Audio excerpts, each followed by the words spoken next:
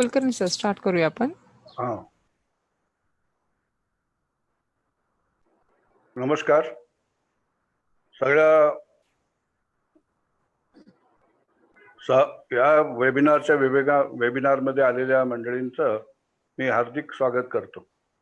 आज फार महत्त्वाचा विषय आहे.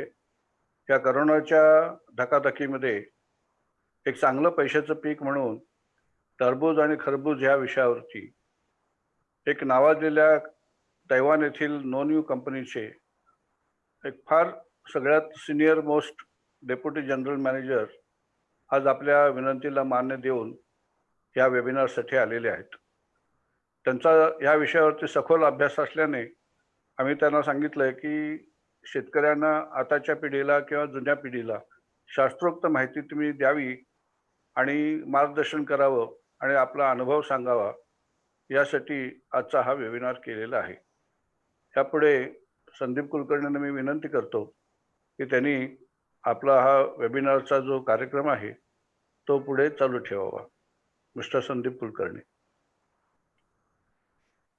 धन्यवाद कुलकर्णी सर. सर्वप्रथम मी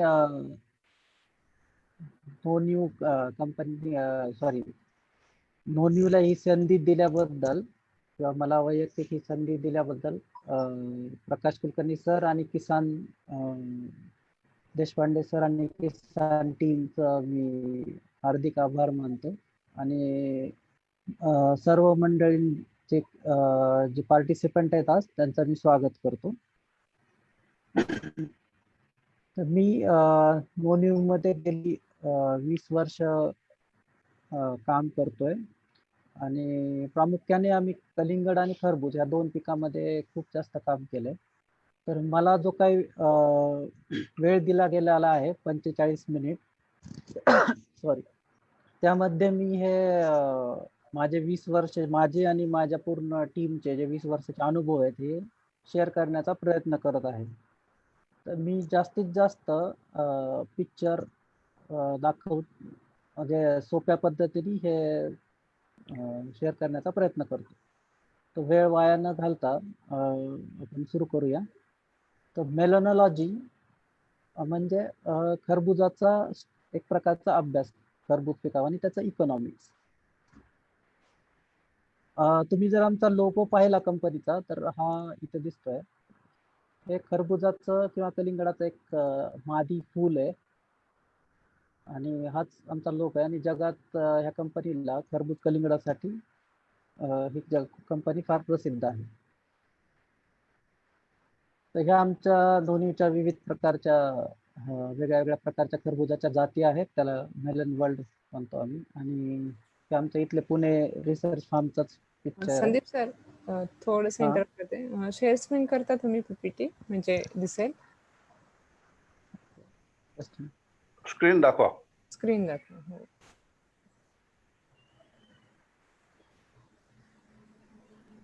इथे ऑप्शन येत नाहीये पण तशी.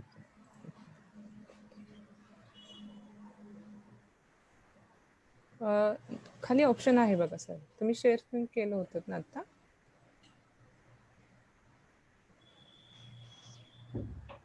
शेअर स्क्रीनचा ऑप्शन दिसत नाही.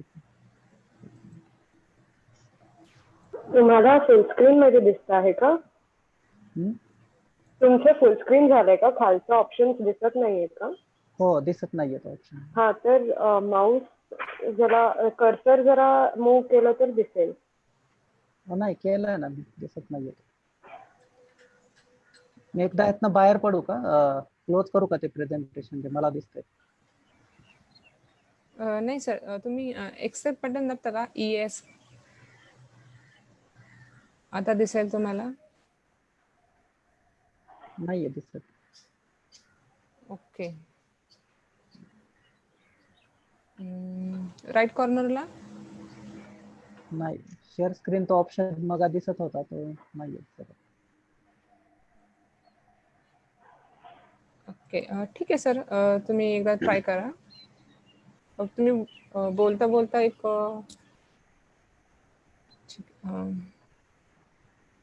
ठीक आहे, तुम्ही बाहेर पडून परत एकदा आतमध्ये का चेक करूया.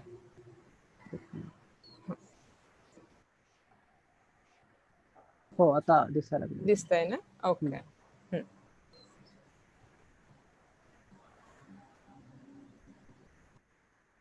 झाली आहे स्क्रीन क्लिअर आता? हो सर. ओके, कंटिन्यू करूया आपण. नक्की नक्की. तर हे जे पिक्चर तुम्ही बघताय हे आमच्या पुणे रिसर्च फार्मचंच आहे. आम्ही वेगळ्या वेगळ्या प्रकारच्या खरबुजाच्या जातीचं इव्हॅल्युएशन करतो. आता खरबूज म्हणलं तर साधारण गोल आकाराचं फळ असतं हे 8 ते 16. मला स्क्रीन रचना साईडला दिसतं ना, त्याच्यामुळे स्क्रीन वाचता येत नाहीये क्लिअर. नाही दिसते सर. नाही, माझ्या स्क्रीनवर हे आलेलं आहे. मी क्लोज करू का ते? नाही तिथेच तुम्ही वाचू शकता सर. स्क्रीन फक्त थोडी मोठी करा, तुम्हाला वाचता येईल.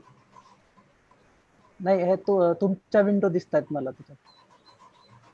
ते तुम्ही त्याला सिलेक्ट करून मूव्ह करू शकता.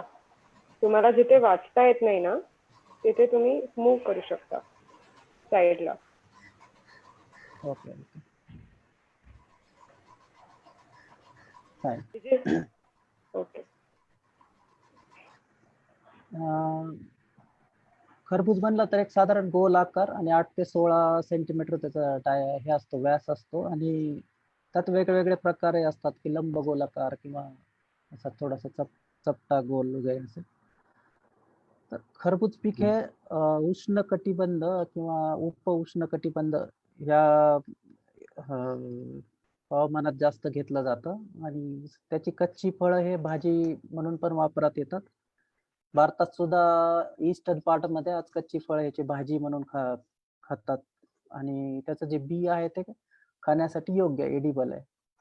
प्राचीन काळापासून आयुर्वेद आणि युनानी ह्या ज्या 2 चिकित्सा आहेत त्याच्यामध्ये खरबूज हे वापरलं जात आहे.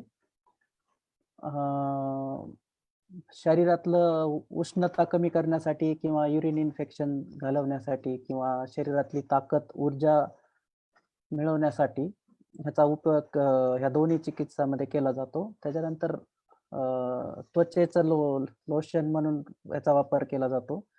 ह्याची वेलीची जे मुळं आहेत ते पर्गेटिव्ह प्रॉपर्टी आहेत, म्हणजे बद्धकोष्ठता वगैरे घालण्यासाठी त्याचा उपयोग केला जातो. जगात ह्या 10 टॉप देश आहेत की जिथं सगळ्यात जास्त हे खरबूज पीक घेतलं जातं. खरबूज हे ओरिजिन ट्रॉपिकल आफ्रिकन मानलं जातं.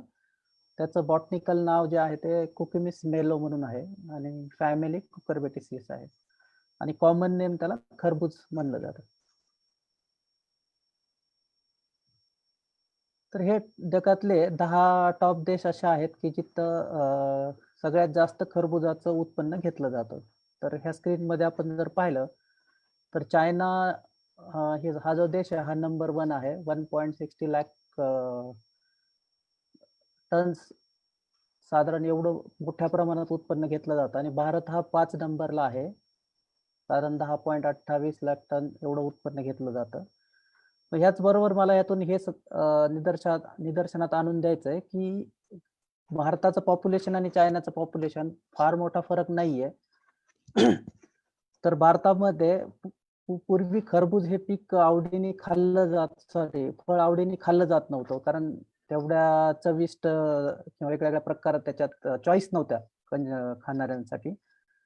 तर नोन्यू अशी एक कंपनी आहे की आम्ही त्याच्यात खूप वेगवेगळ्या चॉईस देत चाललेलो आहेत मागच्या 20 वर्षात आणि आमच्या अनुभवाप्रमाणे भारतातलं ओव्हरऑल खरबूज खाण्याचं प्रमाण हे दरवर्षी वाढत चाललेलं आहे आणि ते अजून खूप मोठ्या प्रमाणात वाढेल असा आम्हाला पूर्ण विश्वास आहे. त्याने एक दिसतंय की ह्या पिकासाठी भरपूर वाव आहे आपल्या देशामध्ये अजून. आणि हे जर कडेचे आपल्या जवळपासचे जर देश पाहिले तर इथं प्रचंड प्रमाणात खरबूज फळाची मागणी असते, पण ते काय 12 महिने पिकवू शकत नाहीत. तर भारतामध्ये आपल्याकडे विविध प्रकारचे वेदर आणि क्लायमेट आहेत, त्यामुळे वेगवेगळ्या राज्यांमध्ये आपण हे 12 महिने फळं पिकवू शकतो किंवा हे पीक घेऊ शकतो. तर त्या प्रकारे आपण वेगवेगळ्या देशांमध्ये एक्सपोर्ट वाढवून आपल्या इकॉनॉमीमध्ये पण ह्याचा मोठा हातभार होईल आणि शेतकऱ्यांसाठी हा खूप मोठा स्कोप आहे येणाऱ्या काळात, असं आम्हाला विश्वास वाटतो. आता आपण भारतातलं खरबुजाचं हे बघू आपल्या देशातलं. तर भारतात सगळ्यात जास्त हा जो प्रकार आहे त्याला आम्ही ऑरेंज फ्लेश नेटेड मस्कमेलन म्हणतो. तर हे जे मी नारंगी कलर मध्ये दाखवले हे सगळे हे 4-5 स्टेट जे आहेत या 5 राज्यांमध्ये सगळ्यात जास्त हे पीक घेतलं जातं ह्या जातीचं किंवा ह्या जातीचं नाही, ह्या प्रकाराचं ऑरेंज फ्लेश नेटेड. हायब्रिड सीड्सचं जर तुम्ही पाहिलं साधारण 16,000 ते 20,000 हेक्टर एरिया ह्या पिकाखाली आहे ह्या मुख्यतः ह्याच्यात राज्यांमध्ये, आणि वर्षाला साधारण 12,000 ते 14,000 किलो सीडची मागणी असते हायब्रिड सीडची. त्याच्या व्यतिरिक्त बाकीच्या राज्यांमध्ये पण हे घेतलं जातं, पण हे मुख्यतः असे राज्य आहेत की सगळ्यात मोठ्या प्रमाणात हे पीक घेतलं जातं. आता सध्याच्या भारतातल्या सगळ्यात लिडिंग व्हरायटी किंवा प्रचलित जाती जर पाहिल्या आपण तर नोन्यू सीडची कुंदन एक नंबरला आहे. UPL अडवांटा म्हणून एक मधू आहे जे पंजाबमध्ये घेतली जाते, आणि फार्मर ग्लोरी म्हणून आहे. त्याचबरोबर हा खरबुजातला हा दुसरा प्रकार किंवा दुसरा एक टाईप आहे.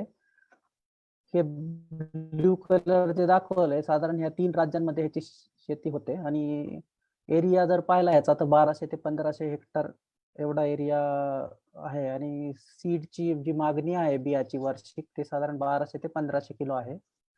आणि ह्या सेगमेंटमध्ये जवळजवळ 90% मार्केट शेअर नोन्यूचाच आहे. तुम्ही इथं जर पाहिलं तर कोहिनूर, सन नंबर 2, सोनिया ह्या तिन्ही जाती अगदी प्रचलित आहेत. आणि HM क्लाउज एक सूर्या म्हणून व्हरायटी आंध्र प्रदेशमध्ये देतात. आता मुख्यतः मेलनचे टाइप्स जर आपण पाहिले तर हे वेगवेगळे टाइप्स कशावरनं पडले तर त्याचा आकार, त्याचा कलर, त्याचा टेक्स्चर, गोडी असे वेगळे हे करून त्याचे खूप वेगवेगळे प्रकार आहेत. तर त्यातले जगातले मुख्य जे 4 प्रकार आहेत ते म्हणजे कसाबा, कॅन्टालूप, आणि डिव आणि पार्सियन मेलन. आपण हे सगळे वेगळे टाईप एक एक करून फक्त मी तुम्हाला इंट्रोड्यूस करतो. हा जो टाईप आहे ह्याला कॅन्टालूप म्हणतात. असाच एक खरबुजाचा प्रकार आहे ह्याला कॅनरी मेलन म्हणतात, येलो कॅनरी. हे युरोपमध्ये फार प्रचलित आहे, शॅरेनस्टाईन मेलन म्हणून. नंतर हे हनी ड्यू आहे, हा वेगळाच प्रकार आहे. हे ऑटम स्वीट मेलन आणि टेनी मेलन हे दोन्ही ऍक्च्युली खरबुजातले प्रकार आहेत, पण फॉर्च्युनेटली हे नोन्यूच्या 2 व्हरायटी आहेत आणि या नोन्यूच्या व्हरायटीचे नाव आहेत आणि सेगमेंट म्हणून हे ओळखले जातात जगात, कारण ह्या खूप वेगळ्या व्हरायटीत. हे जपानमध्ये फार कॉस्टली विकलं जातं हे फळ. नंतर हॅमी मेलन आहे, नंतर सांता क्लॉज हा एक प्रकार आहे. नंतर हे कोरियन मेलन म्हणून प्रकार आहे. नंतर क्रिनशॉ मेलन म्हणून आहे. हे साधारण आंबट गोड अशा प्रकारची एक वेगळीच चव असणारं कोलकन्स आणि मेलन म्हणून एक आहे. नंतर रॉकी मेलन म्हणून एक प्रकार आहे. नंतर हे स्प्राईट मेलन आहे, हे पण जपानमध्ये प्रचलित आहे. हे GSC जो प्रकार आहे हा जनरली US मध्ये किंवा प्रगतशील देशांमध्ये ह्याच्यापासून न्यूट्रिएंट बेस्ड काही मेडिसिन्स आहेत, ते वेट लॉस साठी ते उपयोगी येतात. बऱ्याच मेडिसिन्स मध्ये हे वापरलं जातं. आणि हे पिकलिंग मेलन आहे, त्याचं पिकल्स वगैरे केलं जातं, पिकलसाठी वापरले जातात. तर भारताच्या मार्केटमध्ये साधारण हे नोन्यू सीड इंडियाने कमर्शियल केलेले हे वेगळे टाइप्स किंवा वेगवेगळ्या प्रकारच्या मेलनच्या जाती आहेत. तर हे पाहिलं तर हे पब्लिक सेक्टरच्या व्हरायटी आहेत, जे सेंट्रल गव्हर्नमेंट किंवा स्टेट गव्हर्नमेंटचे जे काही इन्स्टिट्यूट आहेत किंवा युनिव्हर्सिटीज आहेत त्यांच्या वेगवेगळ्या युनिव्हर्सिटीच्या इन्स्टिट्यूटच्या ह्या ब्रीड केलेल्या जाती आहेत खरबुजातल्या. त्याच्यात मी काय फार एक सांगत नाही, पण तुमच्या रेफरन्ससाठी हे दाखव. आपण साधारण 100 ग्रॅम कॅन्टालूप टाईपचं जर खरबूज अनालाइज केलं तर त्याचे न्यूट्रिशनल फॅक्ट जर पाहिल्या तर ह्या साधारण अशा प्रकारच्या घटक त्याच्यात आढळतात. तर तुम्ही फॅट बघितलं तर खरबुजात फॅट फार कमी आहे, सॅच्युरेटेड फॅट, पण पोटॅशियम हे खूप चांगल्या प्रमाणात आहे, साधारण 267 मिलीग्रॅम आहे 100 ग्रॅम मध्ये. आणि व्हिटॅमिन जर पाहिले तर व्हिटॅमिन ए 67% आहे, सी 61% आहे, आणि आयर्न, व्हिटॅमिन बी आणि मॅग्नेशियम हे पण चांगल्या प्रमाणात मिळून जातं. तर हे एक न्यूट्रिशियस फ्रूट आहे. आता आपण खरबुजाच्या पारंपरिक पद्धती, लागवडीच्या पद्धती याबद्दल समजून घेऊया. हे खूपच जुन्या आणि पारंपरिक पद्धती आहेत, की नदीच्या पात्रामध्ये जसं जसं पाण्याची लेवल खाली खाली जाते, तसं तसं ह्या रेतीमध्ये हे लोक शेतकरी जमीन घेऊन तिथं खड्डे वगैरे घेऊन अशा प्रकारे ते खरबुजाची शेती करतात. आज पण अशा प्रकारची शेती साधारण यमुना आणि गंगा नदीच्या पात्रामध्ये यूपी, बिहार, बंगाल या प्रदेशात होते. ही एक जुनी पारंपरिक पद्धत आहे, साधारण यूपी आणि राजस्थानमध्ये घेतली जाते. हे जे वाळलेलं गवत बघताय तुम्ही, ह्याला एलिफंट ग्रास म्हणतात, हत्ती गवत. तर ते त्याचं असं ते आडोसा म्हणून दाट लावतात आणि असे ट्रेंच करून ह्याच्यामध्ये ते बियाणाची लागवड करतात, जेणेकरून थंडीमध्ये हे अर्ली सोईंग घेऊन थंडीपासून ह्याचा बचाव करण्यात मदत होते आणि पीक लवकर मार्केटमध्ये जातं आणि त्याचे पैसे त्यांना चांगले होतात. आज पण अशा प्रकारे शेती केली जाते राजस्थानमध्ये. सॉरी. नोन्यू सीडनी 2004 मध्ये साधारण नवीन नवीन पद्धती विकसित करून शेतकऱ्यांना शिकवून त्या एज्युकेट करून अशा नवीन पद्धती विकसित केल्या. तर ही जर पाहिली तर सिंगल बेड आणि सिंगल साइड प्लांटिंग, हे विथ मल्चिंग शीट आहे आणि हे विदाउट मल्चिंग शीट आहे. तर हे मल्चिंग शीट 2004 मध्ये आम्ही पहिल्यांदा इम्पोर्ट केलं आणि इंट्रोड्यूस केलं भारताच्या मार्केटमध्ये. अशा प्रकारच्या नवीन पद्धती आम्ही भारतात शेतकऱ्यांना शिकवल्या. त्यानंतर अजून थोडासा इकॉनॉमिकल म्हणजे कमी खर्चात विचार केला तर असा एकच बेड आणि त्याला झिगझॅग पद्धतीने दोन्ही साईडला असं लागवड करून थोडंसं कमी खर्चात अशा पण पद्धती आम्ही विकसित केल्या, की ज्या शेतकऱ्यांकडे इकॉनॉमिकली स्ट्रॉंग नाहीत आणि त्यांना थोडंसं इनिशियल खर्च वगैरे करण्यात अडचणी होत्या, तर त्यांच्यासाठी अशा पद्धती आम्ही विकसित केल्या. त्यानंतर तीच जी पहिली पद्धत आहे त्याच्यात आम्ही थोडंसं अजून इम्प्रूव्हमेंट करून थोडंसं बेडची हाईट वगैरे वाढवून अजून बऱ्याच छोट्या छोट्या गोष्टी इम्प्रूव्ह करून त्या पण पद्धती आम्ही इंट्रोड्यूस केल्या, जेणेकरून शेतकऱ्यांचं उत्पन्न वाढावं आणि क्वालिटी फळाची ते सुधारण्यास मदत व्हावी. ओव्हरऑल प्रोडक्शन आणि यील्ड, क्वालिटी सगळंच ह्याच्यातनं इम्प्रूव्ह झालं. ही तीच पद्धत आहे. त्यानंतर 2010 मध्ये आम्ही परत एक वेगळी पद्धत इंट्रोड्यूस केली, ह्याला व्हर्टिकल मेलन ओपन मध्ये कल्टिवेशन अशी एक पद्धत आम्ही प्रचलित इंट्रोड्यूस केली. पण त्या काळात साधारण खर्चामुळे ही काय फार प्रचलित झाली नाही पद्धत, पण एक प्रकारची हे पण चांगली पद्धत आहे. त्यानंतर आम्ही ही एक नवीन पद्धत विकसित केली, की थंडीच्या दिवसात थोडंसं 2 ते 3 डिग्री टेम्परेचर ह्या नॉन वुमन ब्रीदिंग क्लॉथ आहे, कपडा आहे हा, तर तो ब्रीदिंग करू शकतो त्याच्यातनं ते प्लांट. तर अशा प्रकारचं कव्हर करून थंडीमध्ये हे पीक घेतलं जातं. हे महाराष्ट्र, गुजरात, MP बऱ्याच ठिकाणी अशी आता हे प्रचलित होत झालेली ही पद्धत. आणि साधारण पॉलिनेशनच्या फुलधारणेपर्यंत हे असं कव्हर करून ठेवायचं, जेणेकरून तोपर्यंत फवारणीचा खर्च, मजुराचा खर्च हा वाचतो आणि वेली पण व्यवस्थित जोमदार वाढतात. आणि त्यानंतर हे काढावं कारण पॉलिनेशन होत नाही जर असंच कव्हर ठेवलं तर. पॉलिनेशनच्या वेळेस हे काढून अशा प्रकारची शेतीचा आता सध्या बरेच शेतकरी करतात. त्यानंतर आम्ही नॉर्थ इंडियामध्ये पर्टिक्युलरली ही पद्धत इंट्रोड्यूस केली 2010 मध्ये. तर हे लो टनेल ह्याला म्हणतो आम्ही. हे प्लास्टिक, ट्रान्सपरंट प्लास्टिक पेपर आहे हा, आणि असे छोटे छोटे टनेल करून ह्याच्या आत बेड करून आपण खरबूज थंडीच्या दिवसात प्रोटेक्ट करून ह्या पिकाला अर्ली सोईंग घेऊन मार्केटमध्ये खूप चांगल्या पद्धतीचं किंमत शेतकऱ्यांना मिळते.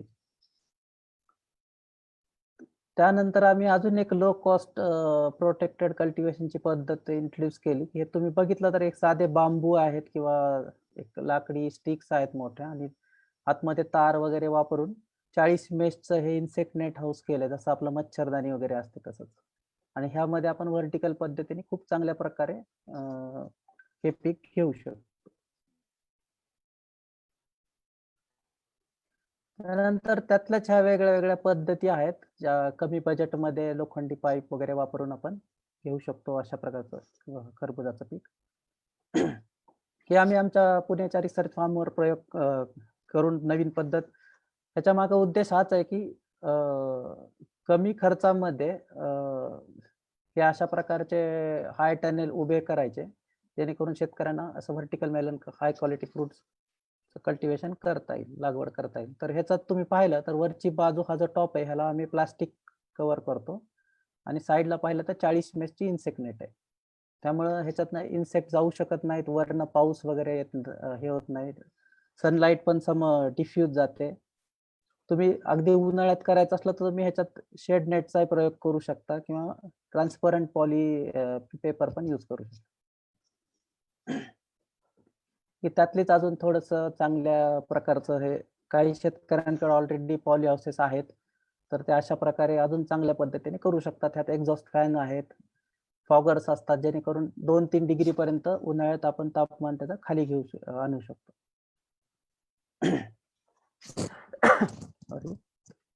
त्यातलीच अजून प्रगतशील पद्धत आहे. तुम्ही ह्याच्यात बघितलं तर फ्रूटची क्वालिटी वगैरे बघा, खूपच सुंदर आहे, खूप युनिफॉर्म फळं आहेत. अजून एक पद्धत जर पाहिली तर आम्ही अजून ही भारतात शेतकऱ्यांपर्यंत कमर्शियल नाही केली, पण आम्ही आमच्या रिसर्च फार्मवर ह्याचे बरेच प्रयोग केले. तर हे सॉइललेस कल्चर आहे. ह्याच्यात साधारण नारळाचं वरचे ते हे असतात फायबर्स वगैरे, ते तुकडे तुकडे करून त्याच्यात आपण ह्याला ग्रो बॅग म्हणलं जातं. तर ह्या प्रकारे हे केलं जातं मातीच्या ऐवजी अशा प्रकारचं मीडिया वापरून. किंवा तायवानमध्ये आणि थायलंडमध्ये इवन एकदम भाताची जी साळ असते त्याची एकदम पूर्णपणे जाळून जे काय काळी राख होती त्याच्यात पण हे अशा प्रकारचं पीक घेतलं जातं, अशा बॅग भरून त्याच्यात. पण ओव्हरऑल आमचा जो मागच्या 2 वर्षातला अनुभव आहे, आम्हाला असं वाटतं की जर आपली जमीन आपण सॉइल हेल्थ जर इम्प्रूव्ह केली तर ह्याची फारशी गरज पडणार नाही आपल्याला. आपण आपल्याच मातीत थोडंसं सॉइल हेल्थ इम्प्रूव्ह करून मातीच्या बेड करून खूप चांगल्या प्रकारे उत्पन्न घेऊ शकतो. तर प्रोटेक्टेड कल्टिवेशन मध्ये साधारण अशा प्रकारची क्वालिटी आपण हार्वेस्ट करून मार्केटला पाठवून खूप चांगल्या प्रकारचं उत्पन्न आणि इन्कम आपण वाढवू शकतो. तुम्ही बघा, कुठलंही फळ एकदम आकर्षक दिसतंय आणि ह्याच्या जर चव पाहिली तर खूप सुंदर चव आहे. त्याचं शुगर कंटेंट, फ्लेवर, टेक्स्चर खूप वेगळं आहे की जे आजपर्यंत आपल्याला मार्केटमध्ये अशा प्रकारची व्हरायटीज किंवा अशा प्रकारचे फळं अवेलेबलच नाही आहेत. पण हळूहळू आम्ही आता हे इंट्रोड्यूस करायला सुरू केलं. आपण आता लागवडीचं तंत्रज्ञान जे आहे त्याबद्दल थोडंसं समजून घ्यायचा प्रयत्न करू. खरबूज हे पीक मुळात उष्ण आणि कोरड्या हवामानात येणारं पीक आहे. साधारण एक ऑप्टिमम टेम्परेचर जे म्हणतो आपण ते 25 ते 35 डिग्री सेल्सिअस पाहिजे ह्याच्यासाठी. जर 38 किंवा 40 डिग्री सेल्सिअसच्या वर जर तापमान गेलं तर मेल फ्लावर्स म्हणजे मादी नर फुलांचं प्रमाण वाढतं मादीच्या कम्पेअरमध्ये. आणि थोडंसं जर ते फळ धारण्याच्या ह्याच्यात तर इतकं तापमान 38-40च्या वर गेलं तर थोडंसं फळ धारणा कमी होते, म्हणजे 2-3 फळाच्या ऐवजी 1 किंवा 2च फळ लागतात असा प्रकार होतो. त्यामुळे फळ धारण्याच्या वेळेस तापमान हे 25 ते 35 असावं. त्यानंतर माती ह्याला सगळ्यात चांगली सँडी लोम सॉइल, ज्याच्यात ऑर्गॅनिक मॅटर खूप भरपूर प्रमाणात आहे, अशी जमीन ह्याला जास्त सूट होते. बाकी हे पीक कुठल्याही प्रकारच्या जमिनीत येऊ शकतं, जसं की लाल माती आहे, काळी माती आहे, हलक्या प्रतीच्या जमिनी आहेत. फक्त एकच आहे की निचरा हा फार व्यवस्थित पाहिजे. निचरा जर असेल असेल तर कुठल्याही प्रकारच्या जमिनीत हे पीक येऊ शकतं. पीएच त्याला आपण मराठीत सामू म्हणतो, तो 6.5 ते 7 हा आयडियल आहे या पिकासाठी. अशा प्रकारचे ह्याचे बेड बनवले जातात. साधारण असे ट्रेंचेस घ्यायचे. त्या ट्रेंचेसमध्ये पूर्णपणे कुजवलेलं खत, ज्याच्यात आपण बायोलॉजिकल बेस्ट प्रॉडक्ट म्हणजे बॅक्टेरिया, फंगाय मिक्स करून कुजवून चांगल्या प्रकारे हे शेणखत किंवा कंपोस्ट असं ट्रेंचमध्ये भरून असे बेड आपण ते भरून घेऊन त्यानंतर त्याला असं मल्चिंग पेपरने कव्हर करून असे होल घ्यायचे. अशा प्रकारचं ह्याचं बेड प्रिपरेशन केलं जातं. नंतर लागवड म्हणलं किंवा बी लागवड म्हणू आपण, तर हे त्या 2 पद्धती आहेत. त्यातली पहिली पद्धत म्हणजे डायरेक्ट सोईंग. बेडवरती शेतकरी काय करतात की डायरेक्ट बी 6 ते 8 तास पाण्यात भिजवतात आणि त्याला ट्रीटमेंट ट्रायकोडर्मा, विरिडी, सिडोमोनास फ्लोरेसेन्स अशा विविध ट्रीटमेंट देऊन डायरेक्ट हे जमिनीत लावलं जातं आणि अशा प्रकारचं ते जर्मिनेट होतं, सीड बाहेर येतं. दुसरी पद्धत जी आहे ती की रोपवाटिका. पहिल्यांदा नर्सरी छोटीशी अशी शेतकरी अशा प्रकारची नर्सरी तयार करून स्वतःची रोपं स्वतः तयार करू शकतात. असं कोकोपीट आणि ट्रे, प्लास्टिक ट्रे वापरून अशा प्रकारे पाण्याचं नियोजन वगैरे करून असे हेल्दी सीडलिंग्स शेतकरी वापरतात. अशा प्रकारचं 2 पानाचं जे काय रोप आहे हे लागवडीसाठी तयार झालेलं असतं. आणि आजकाल मोठ्या मोठ्या कमर्शियल नर्सरीजमध्ये पण शेतकरी ऑर्डर देऊन आयती रोपं घेऊन येतात आणि लागवडी करतात. आता ही लागवडीची ट्रान्सप्लांटिंग म्हणजे रोप लागवडीची पद्धत. तर ह्याच्यात सगळ्यात महत्वाचं जे आहे की 1 दिवस आधी ह्या बेडला पूर्णपणे पाणी देऊन ह्याच्यात जी काही उष्णता असते किंवा गॅसेस असतात हे निघून गेलेले पाहिजेत. जमीन थंड व्हायला पाहिजे आणि वापसा कंडिशनमध्ये असताना ही रोप लागवड करावी, जेणेकरून ते रोप सेट होण्यास खूप त्याची मदत होते.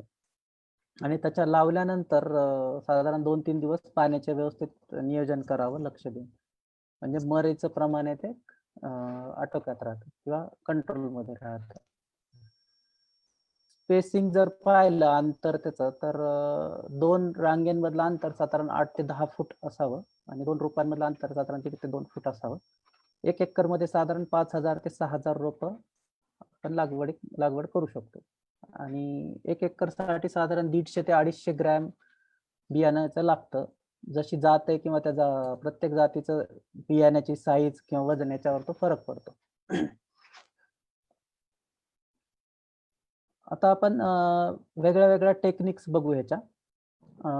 आज मी फक्त 2 पद्धती ह्याच्या इंट्रोड्यूस करतोय ह्या आजच्या वेबिनार मार्फत. तर पहिली पद्धत जी आहे ती सिंगल ब्रांच मेथड म्हणजे 1 फांदी पद्धत आणि दुसरी आहे ती 2 फांदी पद्धत.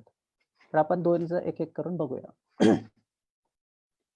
1 फांदी पद्धत म्हणजे काय की साधारण 4 हे ट्रू लीफ म्हणतो आपण ह्याला, 1 2 3 4 आणि हे जे आहे ते कॉटिलिडॉन्स आहेत म्हणजे खोटे पानं. तर हे साधारण खरी 4 पानाच्या स्टेजला ज्यावेळेस हे येतं ट्रान्सप्लांटिंग नंतर, त्यावेळेस आपल्याला ही मुख्य फांदी फक्त वाढवायची आहे आणि याच्यातनं जे साईड फांद्या जे येतात, उपफांद्या वगैरे, ह्या सगळ्या काढून टाकायच्या. खालच्या पिक्चरमध्ये तुम्ही बघू शकता की साधारण एकच फांदी फक्त मुख्य फांदी वाढलेली आणि साईडला साधारण 7 पानापर्यंत जे काय येतं ते आपण लहान असतानाच ते काढून टाकतो. त्याला आपण प्रूनिंग म्हणतो. या पद्धतीत आपण एकच फांदी वाढवायची 7 पानापर्यंत. आता ह्या पिक्चर मध्ये इथं तुम्हाला लक्षात येईल की 7 पानापर्यंत आपण कुठलीच फांदी, फळ काही येऊ दिलं नाही, सगळं काढून टाकलेलं आहे. आणि 8व्या पानापासून ते 13व्या पानापर्यंत आपण काय केलं की नॅचरली त्याच्या ज्या साईडच्या फांद्या आहेत किंवा फळ आहेत ते त्याला येऊ दिलं. खरबूज पिकामध्ये मुख्य फांदीवर कधीच फळ लागत नाही, फळधारणा. त्याला मुख्य फांदीतनं एक साईडची अशी फांदी निघते आणि त्याच्यावरच फळधारणा होते. तर अशा या साईडच्या फांद्यातनं हे सगळे आलेले आहेत आणि तुम्ही बघू शकता की साधारण 3 फळं इथं सेट झालेले आहेत. तर आपल्याला काय करायचं, 1 फांदी आणि 1 फळ अशी ही पद्धत आहे. तर ह्या तिन्ही मधलं एकच फळ आपल्याला निवडायचे की ज्याच्यावर फळमाशीचा डंक नाही किंवा आकार व्यवस्थित आहे, कुठला रोग नाहीये, आळीने खाल्लेलं नाही, असं जरा चेक करून कुठलंही एक फळ ठेवायचं आणि बाकीचे राहिलेले हे काढून टाकायचे. म्हणजे एक फांदी एक फळ अशी ही पद्धत आहे. आता ही आपण दुसरी पद्धत पाहू. तीच स्टेज आहे साधारण 4 ट्रू लीफ स्टेज, खरे पानं 4. ह्याच्यातनं आपण मागच्या पद्धतीत काय केलं होतं की मुख्य फांदी वाढवली होती. आता इथं काय करायचं आपल्याला की जे मुख्य फांदीचा जो टीप आहे वाढणारा तोच काढून टाकायचा आहे आणि इथनं हे साईडनं अशा 2 फांद्या वाढवायच्यात. आणि ही पद्धत म्हणजे 2 फांद्या पद्धत आहे. तर ह्या 2 फांद्या तुम्हाला इथं दिसतायत वाढलेल्या.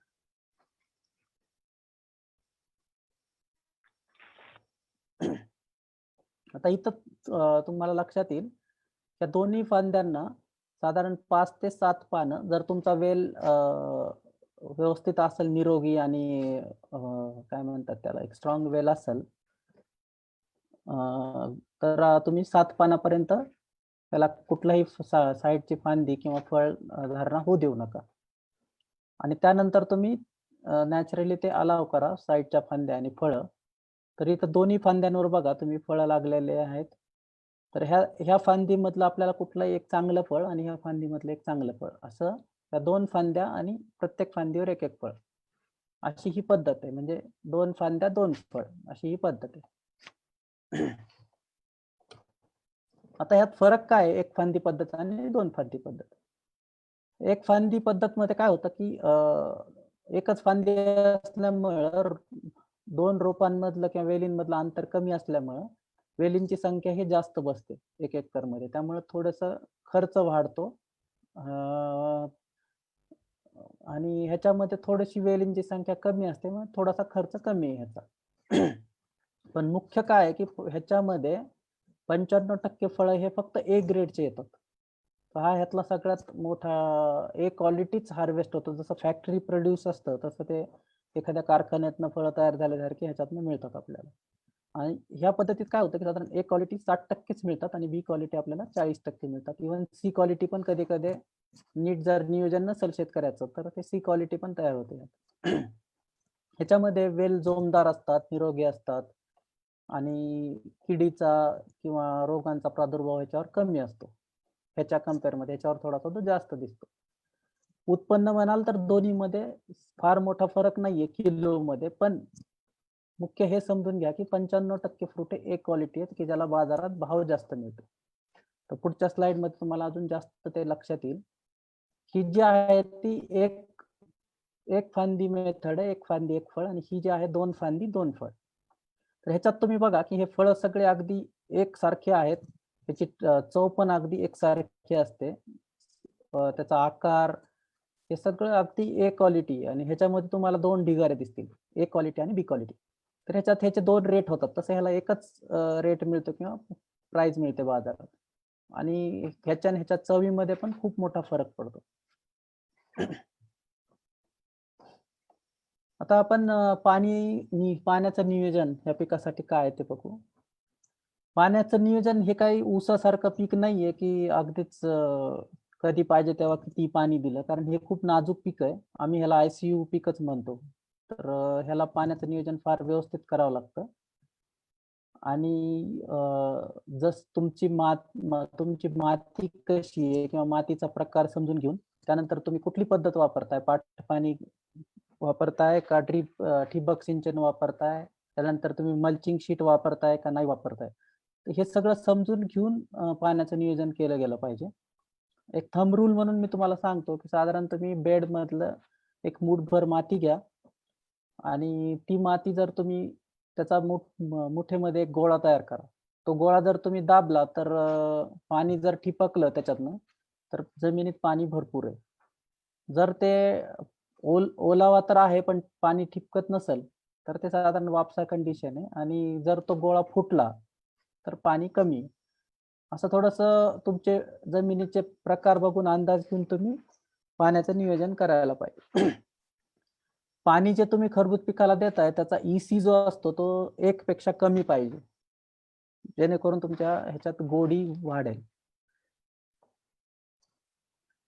आता ही पाणी द्यायची पद्धत आपण या ग्राफ मार्फत थोडंसं समजून घेऊ. हे पाण्याचं द्यायचं प्रमाण आहे आणि हे दिवस आहेत खाली. आणि ह्याच्या मुख्यतः 4 टप्पे आहेत ह्याच्यात. ह्याला आपण पहिल्यांदा ग्रोथ स्टेज म्हणतो, जी वेलीची वाढ होते. नंतर इथं फळधारणा आणि फुलधारणा आणि पॅच मध्ये होते. साधारण 8 दिवसाच्या किंवा 10 दिवसाचा पॅच असतो हा.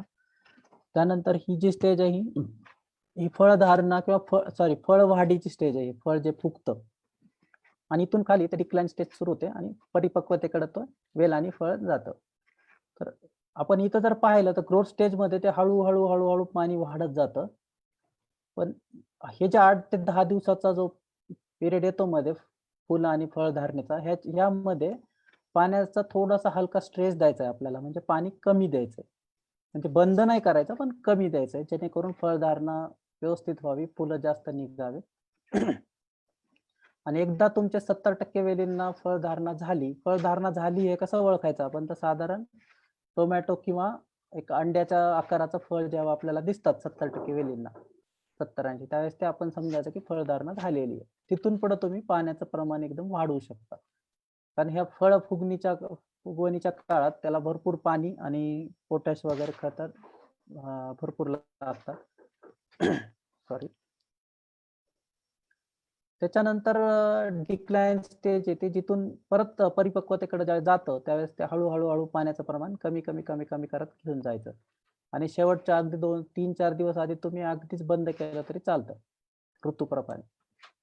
अशा प्रकारे पाण्याचं नियोजन करावं. आता खताचं नियोजन हे खरं तर असं सांगणं मला चुकीचं वाटतं. त्याचं कारण काय आहे की प्रत्येकाने आपल्या मातीचं किंवा आपल्या शेतातल्या मातीचं प्रत्येक शेतकऱ्याला एक हे पाहिजे, सॉइल टेस्टिंग करून घ्यावं लॅबमध्ये आणि ऍक्च्युअल जो सॉइल अनालिसिस रिपोर्ट आहे त्याप्रमाणे ठरवावं की कुठले खतं किती द्यायचे. तर तरी पण एक थंब रूल म्हणून मी तुम्हाला एक आयडिया देतो की साधारण 10 ton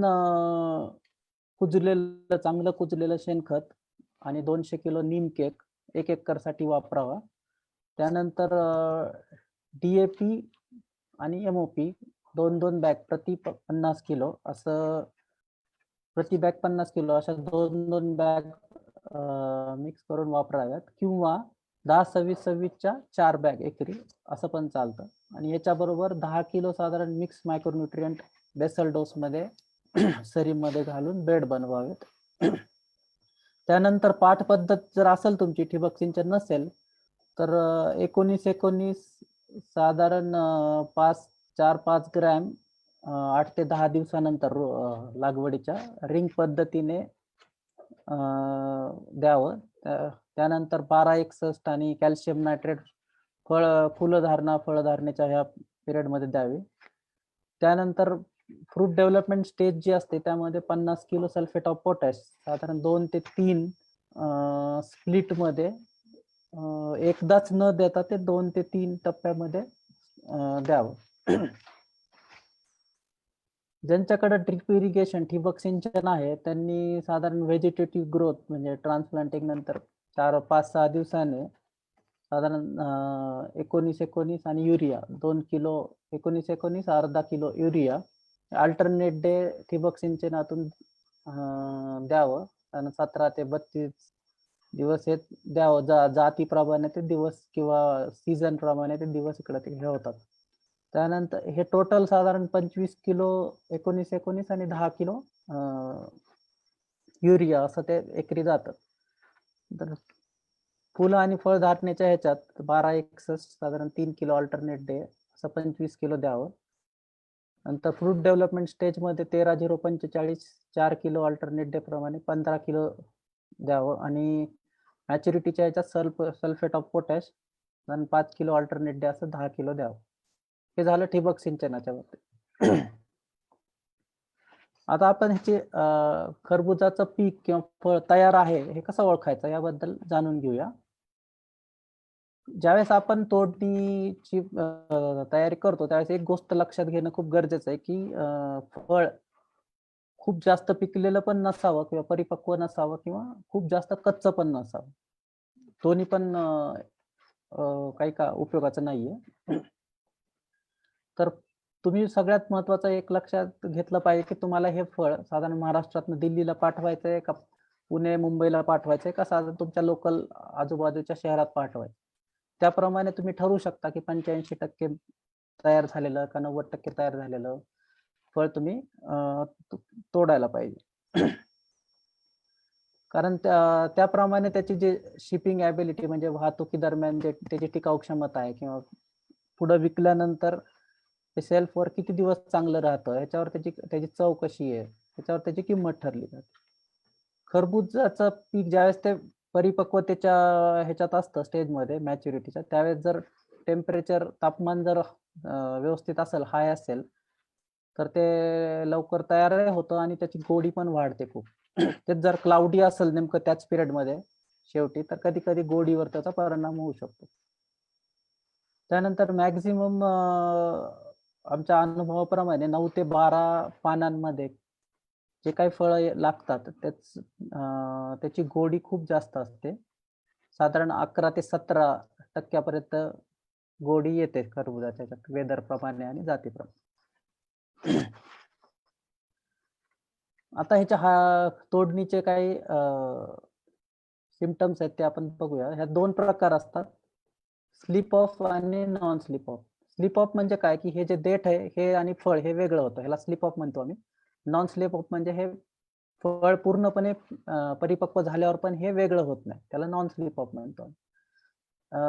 in general slip of मध्ये काय होतं की फळाची बाहेरची जे हे स्किन आहे याचा कलर चेंज होतो, साधारण ग्रे किंवा हिरवट पासून असा पिवळसर कलर येतो त्याला आणि ही जी जाळी दिसती वरची ही अशी ब्रॉड होते आणि पांढरट होते. त्यामुळे हे सोपं जातं समजायला शेतकऱ्यांना. पण नॉन स्लिप ऑफ मध्ये काही जाती अशा असतात की त्याचा असा कलर चेंज होतो पण हे देठ सुटत नाही.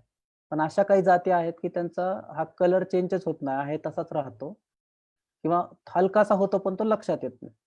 मग अशा ठिकाणी अशा जातींसाठी आपल्याला नंबर ऑफ डेज म्हणजे फ्रूट सेटिंग नंतर त्याचे दिवस मोजावं लागतात आणि त्याप्रमाणे त्याचं नियोजन करावं लागतं. त्याच्यानंतर क्रॅक्स ऑन फ्रूट स्टॉक म्हणजे हे जे तुम्हाला इथं बारीक दिसत असेल की हा फ्रूटचा स्टॉक आहे ह्याच्यावर असे छोटे छोटे क्रॅक यायला लागतात, ते एक त्याचं सिम्पटम आहे ओळखण्याचं. त्याच्यानंतर ह्याच्यावर एक लव असते एक प्रकारची त्या स्टॉकवर किंवा देठावर, तर ही लव हळूहळू गायब व्हायला लागते जसं जसं फळ पिकायला लागतं. आणि त्या जिथं फळ लागतं त्या वेलीवर त्याच्या अगदी पुढचं पान, त्या फळापासून पुढचं पान जे आहे हे सुकायला लागतं, ड्राय व्हायला लागतं. तर असे हे काही त्याचे सिम्पटम्स आहेत की हे फळ तयार होत हे लक्षात येण्यासाठी. त्याच्यानंतर आम्ही नेहमी शेतकऱ्यांना एक रिकमेंडेशन करतो की तुम्ही ज्यावेळेस फळं तोडता त्यावेळेस हा टी शेप स्टॉक ठेवायचा. हे तुम्हाला इथं दिसतंय, हे दिसायला खूप आकर्षक दिसतं आणि ह्याच्यामुळं फळाचं टेक्स्चर, स्वीटनेस आणि त्याची शेल्फ लाईफ किंवा शिपिंग ॲबिलिटी ही वाढण्यास मदत होते आणि त्यामुळे बाजारात त्याला दर पण चांगला मिळतो. आता फळ काढणीनंतर हे सगळे फळ आपण एका ठिकाणी आणले पाहिजेत आणि त्यांचं वर्गीकरण केलं पाहिजे. जसं त्यांचा आकार आहे, त्यांचं वजन आहे, कलर आहे, असे काही हे करून आपण त्याचं वर्गीकरण ए, बी किंवा जास्तीत जास्त सी अशा 3 ह्याच्यात करू शकतो. आणि त्याप्रमाणे आपण जे खराब फळं आहेत, इन्फेक्टेड वगैरे असे ते सगळे काढून दूरच्या मार्केटला त्याची पाठवायची काही गरज नाही. कारण बऱ्याच वेळेस शेतकरी असे पाठवतात आणि मग तिथं व्यापारी त्याचं ग्रेडिंग करून हे करून त्याच्यात नुकसान होतं शेतकऱ्यांचं भरपूर. ट्रान्सपोर्टमध्ये उगाचच विनाकारण ट्रान्सपोर्टचे पैसे द्यावे लागतात असे खराब फळं मार्केटला पाठवायचे. आता पॅकिंग बद्दल जर आपण बोललो तर साधारण जवळच्या मार्केटसाठी तुम्ही क्रेटमध्ये नेऊ शकता किंवा बॉक्सेस एक दुसरं आहे त्याच्या बॉक्समध्ये कोरोगेटेड बॉक्स तयार करून त्याच्यात पॅकिंग करून मार्केटला पाठवू शकता.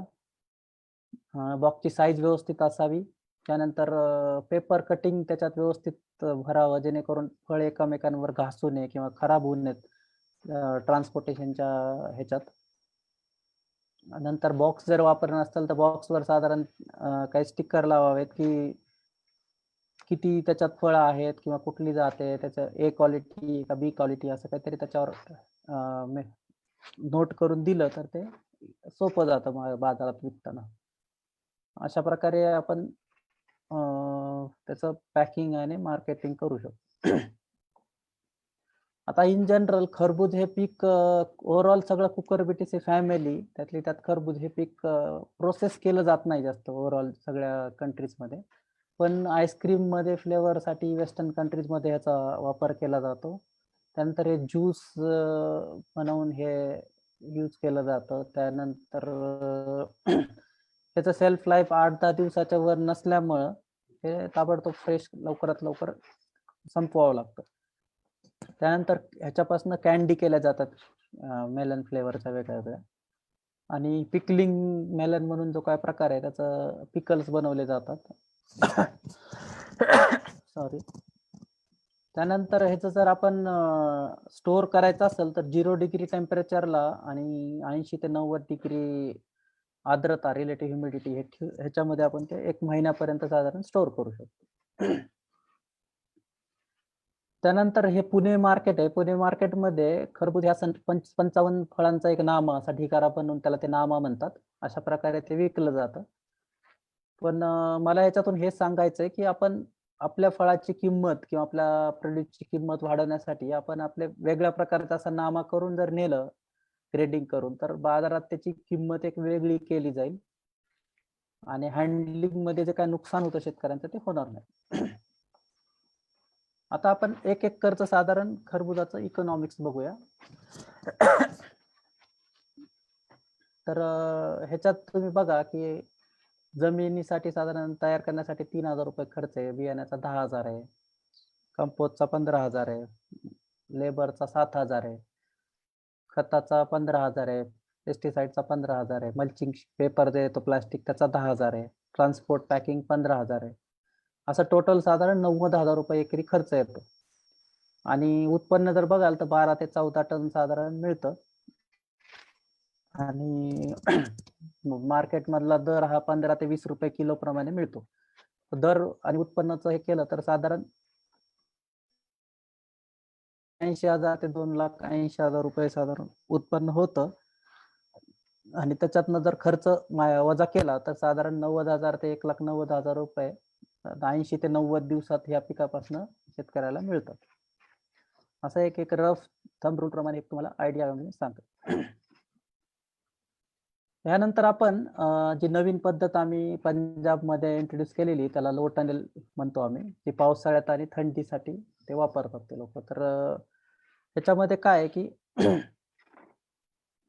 प्लास्टिकचा हा पेपर आहे ट्रान्सपरंट पेपर ज्याच्यातनं सूर्याचे किरण आहेत ते पास झाले पाहिजेत. अशा प्रकारे हा पेपर ह्या लो टनेलवर टाकून आपण थंडीपासून पावसापासून ह्याचा बचाव करू शकतो आणि हे पीक घेतलं जातं. तर हे ते लो टनेल तयार करण्यासाठी साधारण 40 ते 50 मायक्रॉनचा तो ट्रान्सपरंट प्लास्टिक पेपर लागतो. 9 ते 10 फूट त्याची रुंदी असते. त्याच्यानंतर चियाची किंवा लोखंडी वायर लागते त्याला 6 mm थिकनेसची किंवा मग प्लास्टिकचे HDPE पाईप मिळतात किंवा बांबू मिळतात किंवा लोकली जे काही तुमच्याकडं स्वस्तात काही जे मिळेल ते तुम्ही वापरू शकता. नंतर नायलॉनचा रोप लागतो दोरी.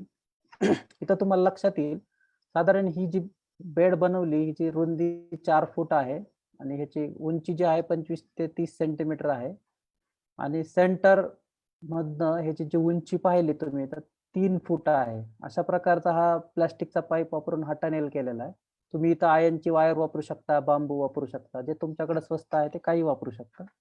असं हे नायलॉन रोप बांधलेलं आहे आणि ह्याच्यावरनं ते प्लास्टिक टाकलं जातं. हे अशा प्रकारे ते 8-8, 10-10, 15-15 एकरवर शेतकरी पंजाबमध्ये करतायत मलेरकोटला एरिया. हे साधारण वाढीच्या वेळेस त्या आतमधून असा पिक्चर पाहिला तर आपण असं होत दिसतं ते. तर ह्याच्यात पाहिलं तर लो टनेल मध्ये कल्टिवेशन आणि ओपन मध्ये केलंय विदाउट लो टनेल. तर हा इतका मोठा फरक आहे की ह्याच्यातले तुम्ही व्हिगर बघा किती जोम किती चांगला आहे किंवा वाढ बघा वेलीची निरोगीपणा बघा आणि ह्याच्यात तो खूप ओपन जर असेल तर हा फरक पडतोच. त्या पिक्चर मधून तुम्हाला ते लक्षात येईल की काय फरक पडला. लो टनेलचे फायदे काय आहेत तर आपण ऑफ सीझन मध्ये ह्याचं खरबुजाचं पीक घेऊ शकतो पावसाळ्यात किंवा थंडीमध्ये आणि अशा प्रकारे घेऊन लोक आता नॉर्थमध्ये नोव्हेंबर डिसेंबर लागवड करतात, मग ते लवकर बाजारात फळ उन्हाळ्याच्या सुरुवातीला आलं तर शेतकऱ्यांना त्याचे दर खूप चांगले मिळून जातात. आणि ह्या पद्धतीमुळे उत्पन्न आणि क्वालिटी दोन्ही पण वाढतं. नंतर त्याची जी जोम असतो वेलीचा तो खूप चांगला असतो. प्लांट खूप विगरस असतात, निरोगी राहतात आणि पेस्टिसाइड किंवा आपण कीटकनाशकांचा जो खर्च आहे तो पण कमी होतो त्या पद्धतीने आणि क्वालिटी चांगली मिळते, उत्पन्न वाढतं. ऑफ सीझन मध्ये केल्यामुळे त्याला दर पण चांगले मिळतात आणि सक्सेस रेट जो आहे खरबुजातला तो वाढून जातो ओव्हरऑल. आता आपण ह्या लो टनेलचं इकॉनॉमिक समजून घ्यायचा प्रयत्न करू. तुम्ही जर पाहिलं तर पॉलिश तो प्लास्टिक पेपर जो आहे तो साधारण 9 फूट रुंदीचा 400 किलो म्हणजे 2000 मीटर एवढा लागतो साधारण 1 एकरसाठी आणि 140 रुपये किलोच्या रेट प्रमाणे 56,000 रुपयाचा तो पेपर लागतो 1 एकरला. नंतर वायर जी लागते ते 9,000 ची लागते. नायलॉन रोप जो लागतो 1400चा लागतो आणि लेबर जे लागतं ते 12,500चं. ह्याची जर तुम्ही बेरीज केली तर साधारण 80,000 रुपये हा खर्च येतो. पण हा 80,000 रुपये एका पिकासाठी नाहीये. आपण जर पाहिलं तर हे जे सगळं मटेरियल आपण कमीत कमी 3 पिकांसाठी वापरू शकतो, 3 खरबुजाच्या पिकांसाठी. म्हणजेच काय, तर आपण ह्याला 3 ने भागलं तर 26,000 रुपये एका पिकासाठी खर्च येतो हा. आता हा लो टनेलचा खर्च सोडून खरबुजाचा सगळा खर्च आपण मागच्या स्लाइड मध्ये पाहिला साधारण 90,000 रुपये आहे आणि 90,000 रुपये मध्ये हे लो टनेल करण्यासाठी 26,000 रुपये यात वाढले, तर टोटल 1,16,000 रुपये लो टनेलचा खर्च आहे 1 एकरसाठी. उत्पन्न 12 ते 14 टनच आहे आणि शेतकऱ्यांना ह्याच्यात किंमत 25 ते 30 रुपये किलो मिळते. त्याचं कारण आहे की ऑफ सीझन आहे त्याच्यामुळं मार्केटमध्ये दर खूप चांगला मिळतो याला. आणि ग्रॉस इन्कम जर पाहिला तुम्ही 3 लाख तर 4,20,000 पर्यंत जातो आणि खर्च वजा करता कल्टिवेशन कॉस्ट जे आहे 1,16,000 हे वजा केलं तर शेतकऱ्याला साधारण 1,84,000 ते 3 लाख रुपयापर्यंत एकरी मिळू शकतात. आता ह्यानंतर अजून 2019 पासून आम्ही अजून वेगळ्या पद्धती ज्या हाय टनेल कल्टिवेशन ही आम्ही आता प्रचलित करायला सुरुवात केली आहे भारतात. तर यामध्ये आपण बघूया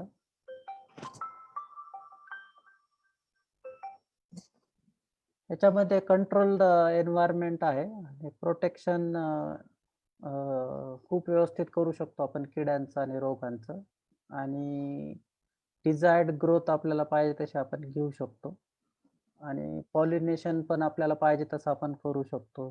जे फळं ठेवायचे हे करा किंवा 8 ते 13 पानांमधलंच फळ आपल्याला घ्यायचं आहे हे सगळं आपण प्लॅननी करू शकतो. फ्रूट सेटिंग कंट्रोल ठेवू शकतो आणि आपल्याला जी क्वालिटी पाहिजे त्या क्वालिटीचे फळं आपण घेऊ शकतो.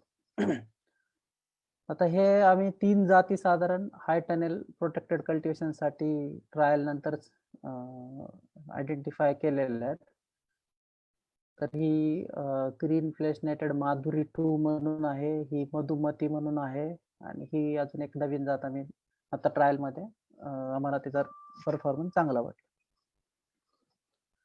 तर नोन्यू सीडने भारतातच नव्हे तर बाकीच्या देशांमध्ये असं बऱ्याच रिसर्च आणि ट्रायल करून करून शेतकऱ्यांसाठी लो कॉस्ट पद्धतीचे आम्ही असे हाय टनेल कल्टिवेशन पद्धती विकसित करतोय आणि शेतकऱ्यांना ते शिकवायचा प्रयत्न करतोय. तर तुम्ही बघू शकता हँगिंग पद्धतीने व्हर्टिकल मेलन कल्टिवेशन अशा प्रकारे घेतलं जातं. तर साधारण आपण 10 गुंठ्याचा हे बघू आयडियल की 10 गुंठ्यामध्ये जर हे करायचं म्हणलं तर त्याचं कसं इकॉनॉमिक्स आहे. साधारण असेच त्याच पद्धतीने ह्याचे बेड वगैरे तयार करायचे 10 गुंठ्यामध्ये. त्याच्यामध्ये व्हर्टिकल असल्यामुळं ही जी बेडची ह्या बेडच्या सेंटर पासून या बेडच्या सेंटर पर्यंत 5 फूट अंतर आहे आणि हा बेड असतो आणि 1.5 फुटाचं प्लांट टू प्लांट अंतर आहे कारण एकच फांदी वाढवतो आपण ह्याच्यात आणि हे जिगजॅग पद्धतीने असे होल पाडून घेतलेले आहेत आणि त्याच्यात हे रोपं लावतात. रोप हे साधारण अशा प्रकारचं व्यवस्थित असावं, ह्याची मुळं खाली पांढरी पाहिजेत, चॉकलेटी किंवा असं ब्राऊन कलर नाही झालेला पाहिजे कारण कुकरपीटचे मुळं जर असे ब्राऊन झाले तर ते सेट व्हायला ट्रान्सप्लांट नंतर खूप वेळ घेतं किंवा मर येण्याची शक्यता वाढते ह्याच्यात. त्यामुळे हे खूप महत्वाचं आहे. अशा प्रकारे साधारण एक फांदी त्याची वाढवायची आणि त्याला दोरीने किंवा रोपने सपोर्ट द्यायचा. साधारण 10 गुंठ्यामध्ये 2900 रोप बसतात आणि एकच फांदी आपण ही अशी वाढवतो आणि त्याला आधार दोरीचा किंवा स्टिकचा आधार देऊन आपण वर वाढवू शकतो व्हर्टिकली. ह्याच्यामध्ये कंपल्सरी हँड पॉलिनेशनच करावं लागतं. साधारण 8 ते 10 दिवसाचा हा पॉलिनेशनचा परागीकरणाचा कालावधी असतो. हँड पॉलिनेशनच का करायचं? कारण आपण याला कडेने इन्सेक्ट नेट असते आणि वरनं प्लास्टिक किंवा नेटच असते, त्यामुळे ह्याच्यात मधमाशी येऊ शकत नाही आणि आपल्याला ती येऊ पण द्यायची नाही, कारण मधमाशी आल्यावर आपल्याला चॉईस नाही राहत की कुठलं फळ सेट करायचं. मधमाशी कुठंही पॉलिनेशन करून कुठलंही फळ सेट करते, पण इथं आपल्याला आपल्या पद्धतीने फळ सेट करायचे. त्यामुळे हँड पॉलिनेशन ह्यात खूप गरजेचं आहे. साधारण 8 ते 12 पानाच्या मध्येच आपल्याला हे फळधारणा करायची आणि एकच फळ घ्यायचं एका वेलीवर, पण ते 8 ते 12च्या पानामधलंच पाहिजे. त्याच्या वर पण नकोय आणि खाली नकोय आणि ह्यासाठीच आपल्याला हनी बी नकोय तिथे. साधारण 32 पानावरती त्याचा जो शेंडा असतो तो काढून कट करायचा. हे पॉलिनेशनचं पिक्चर हे पाहिलं तुम्ही तर हे नर फूल आहे आणि ह्याच्या खाली ओव्हरी आहे, हे मादी फूल आहे.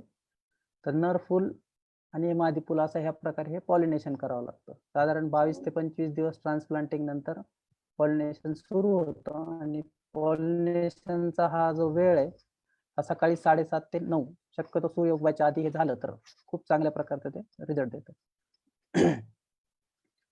पॉलिनेशन सक्सेसफुल झालं तर साधारण 8 ते 13 पानामध्ये अशा प्रकारचे हे फळं सेट होतात. तुम्ही इथं बघू शकता. ह्याच्यातलं जे सगळ्यात चांगलं फळ आहे ते निवडायचं आणि ते एकच ठेवायचं आणि बाकीचे 2 काढून टाकायचे. जसं जसं फळ वाढतं तसं त्याला सपोर्ट द्यायची गरज असते काही जातींमध्ये, तर त्याला असं आपण नेटने किंवा सुतळीने बांधून वगैरे अशा प्रकारचा आपण त्याला आधार देऊ शकतो फळाला. तर ह्या प्रकारचं साधारण असे क्वालिटीची हाय क्वालिटी फ्रुट्स आपण घेऊ शकतो. आता काढणीनंतर तुम्ही बघा कुठलंही फळ याच्यातलं अगदी सारख्या आकाराचं त्याचं कलर बघा किंवा आकर्षक दिसायला खूप छान आणि टेस्ट पण तेवढीच सुंदर असते त्याची. जे फळाचा गर आहे त्याचं टेक्स्चर सुद्धा खूप सुंदर असतं. तर हे आपण काढल्यानंतर असं मातीत ठेवणं हे नाही पाहिजे. डायरेक्ट ते असं क्रेटमध्ये किंवा बॉक्समध्येच ठेवायला पाहिजे. नंतर हा टी शेप तुम्ही बघताय हे असंच ते ठेवायला पाहिजे. या प्रकारचं तुम्ही असं हाय क्वालिटी फ्रूट हार्वेस्ट करू शकता. त्यानंतर इतके हाय क्वालिटी फ्रूट जे आहेत हे आपल्याला जर ह्याला मार्केटमध्ये दर पाहिजे असेल, कारण ह्याची क्वालिटी खूप अप्रतिम आहे. तुम्ही ते टेस्ट केल्याशिवाय तुम्हाला ते लक्षात येणार नाही. कारण जपानमध्ये, तायवानमध्ये, डेव्हलप कंट्रीजमध्ये खूप एक्सपेन्सिव्ह फ्रुट्स आहेत आणि इव्हन दिल्लीमध्ये आम्ही स्वतः हे अगदी ₹100, ₹150 किलो पर्यंत विकलेले आहेत. तर 100-150 सोडून द्या, आपण एक इकॉनॉमिक्स बघूच पुढं. पण साधारण ह्याची किंमत जर आपल्याला वाढवायची असेल तर ह्याच्यात क्वालिटी असणं खूप गरजेचं आहे आणि त्यानंतर ह्याचं पॅकिंग खूप चांगल्या प्रकारे पाहिजे. असं हे फोम नेट वगैरे वापरून फळाला कव्हर करून 6 फळं किंवा 2 फळं किंवा इव्हन 1 फळ एका बॉक्समध्ये अशा प्रकार नवीन नवीन प्रकारचे आपण बॉक्स पॅकिंग करून हे फळं बाजारात पाठवायला पाहिजे. आता आपण ह्या हाय टनेलचं इकॉनॉमिक्स समजून घेऊ 10 गुंठ्यासाठी. 10 आर म्हणजे 10 गुंठे. 10 गुंठ्यामध्ये जमीन तयार करण्यासाठी ₹3000 खर्च येतो. बेसल डोस आणि बायोलॉजिकल एजंट जे आपल्याला बेडमध्ये हे करायचे वापरायचे तर खतामध्ये हे करून कुजवून, तर ते साधारण ₹10,000 खर्च आहे. ठिबक सिंचनचं 5 वर्ष लाईफ धरून साधारण ₹2,000 खर्च आहे 10 गुंठ्यासाठी. मल्चिंग शीटचे 2 रोल 1.5 रोल लागतात, ₹2,000 खर्च आहे. त्याचे रोप जर म्हणलं तर साधारण ₹8 एक रोप आहे आणि 2900 रोप बसतात, पण मी इथं 3000 घेतलेत. जर मर वगैरे झाली तर ते आपल्याला गॅप फिलिंग करता येतं. असं साधारण ₹24,000 ह्याचा सीडलिंग कॉस्ट केली. आता जे काय आपल्याला इन्सेक्ट नेट हाऊस बनवायचंय 10 गुंठ्यासाठी ह्याचा खर्च ₹90,000 आहे. पण तुम्ही जर पाहिलं तर साधारण 6 खरबुजाचे पिकं ह्या 90,000च्या नेटमध्ये आपण घेऊ शकतो 6 वेळा. 6 सीझन म्हणजे 6 वेळा हे पीक घेऊ शकतो आपण त्यात. मग आपण जर 90,000 6 भागलं तर साधारण 15,000 रुपये एका पिकाला खर्च आहे, म्हणून मी इथं ते 15,000 धरले. वॉटर सोल्युबल खत हे 3,000 रुपयाचे आहेत. क्रॉप प्रोटेक्शन जे आहे हे कमी लागतं इथं, कारण आपण प्रोटेक्ट करतो इन्सेक्ट नेटमुळे, तो खर्च जास्त नाहीये इथं. थोडक्यात काय की रेसिड्यू फ्री किंवा विषमुक्त शेती ह्याला आपण म्हणू शकतो. Sandeep, you need to finish early. Yes, yes. How much time I have? Another 10 minutes. हा 15 मिनिटं आहेत सर अजून. Yeah, आपल्याला yeah. क्वेश्चन्स आन्सर पण घ्यायचे आहेत प्रेक्षकांचे. Okay. हा त्याकरता. पॅकिंग कॉस्ट जे आहे ती 15,000 धरली आहे आणि ट्रान्सपोर्ट साधारण 250-300 किलोमीटर साठी 14,000. लेबर कॉस्ट 15, असं 1,05,000 रुपये 10 गुंठ्यासाठी हा खर्च येतो ह्याला. आता इथं जर तुम्ही पाहिलं, इन्कम इज इक्वल टू उत्पन्न गुणिले किंमत वजा तुमचा खर्च, असा हा एक फॉर्म्युला आहे. त्या फॉर्म्युल्यामध्ये आपण जर पाहिलं तर उत्पन्न 4,200 किलो येतं 10 गुंठ्यात. 1.5 किलोचं साधारण फळ धरलं एकतर एका वेलीला, 2900 वेली. तर 50 रुपयाचा जर किलोला आपण दर धरला तर साधारण 2,10,000 रुपये 10 गुंठ्यात व्हायला पाहिजेत. आणि त्याचा खर्च आहे तो 1,05,000 आहे. तर उत्पन्नातनं खर्च वजा केला तर 1,05,000 रुपये नफा राहू शकतो. आणि एका वेलीसाठी जर आपण खर्च काढला तर 36 रुपये एका वेलीसाठी साधारण हा खर्च येतो. आणि एका वेलीपासून आउटपुट जे काही आपल्याला मिळणार आहे ते साधारण 72 रुपये मिळू शकतं. तर कॉस्ट बेनिफिट रेशो जर काढला तर 1:2 असं आपण म्हणू शकतो. तर एक ही सक्सेस स्टोरी आहे सोलापूर जिल्ह्यात सांगोल्याची. तर अंकुश पडवळे म्हणून शेतकरी गेल्या उन्हाळ्यातच, ह्या वर्षीच्या उन्हाळ्यात त्यांनी हे मधुमती नावाची आमची जात घेतली आणि खूप चांगल्या प्रकारे त्यांनी हे मॅनेज करून हे पीक हे केलं. आणि लॉकडाऊनच्या पिरियडमध्ये आम्हाला त्याचं फार त्यांना मदत करता आली नाही, पण तरी पण जेवढं शक्य होईल तेवढं त्यांना आम्ही मदत केली. पण जिथं जिथं हे फळं गेले तिथनं आम्हाला परत सारखी डिमांड येते फळांसाठी. आतमध्ये त्याचा फ्लेशचा कलर असा आहे साधारण, अशा प्रकारची क्वालिटी होती. आता प्लांट प्रोटेक्शन हा खूप मोठा चॅप्टर आहे, याच्यावर मी काय जास्त बोलणार नाही, खूप थोडक्यात सांगणार आहे. Fruit fly, thrips, white fly, helicoverpa आणि निमॅटोड हे मेजर पेस्ट आहेत खरबुजातले. आणि डिसीज म्हणलं तर downy mildew, powdery mildew, collar rot, anthracnose, gummy stem blight हे सॉइल बॉर्न डिसीजेस आहेत सगळे. आणि वेगळ्या प्रकारचे व्हायरल डिसीजेस आहेत. फ्युजेरियम विल्ट हा खूप वाढत चाललेला आहे आणि हा साधारण उन्हाळ्यात, कडक उन्हाळा ज्यावेळेस असतो ड्राय, त्यावेळेस येतो एप्रिल मे मध्ये, ऑक्टोबर मध्ये. साधारण 50-55 दिवसाचं हे झाला पिरियड की त्याच्यानंतर ते येतात. आणि तापमान 35 ते 44 डेच आणि रात्रीचं 18 ते 24 असतं, त्यावेळेस हे जास्त पोषक होतं हे सॉइल बॉर्न डिसीज येण्यासाठी. त्यानंतरचा हा एक दुसरा सॉइल बॉर्न डिसीज आहे मोनोस्पोरॅस्कस रूट रॉट. तर हा साधारण टिप कडनं चालू होतो आणि जुन्या पानाकडे येतो. आणि मॅच्युरिटीच्या वेळेस साधारण जवळ असलं की हा रोग जास्त प्रमाणात येतो आणि अचानक प्लॉटचे प्लॉट उद्ध्वस्त करतो.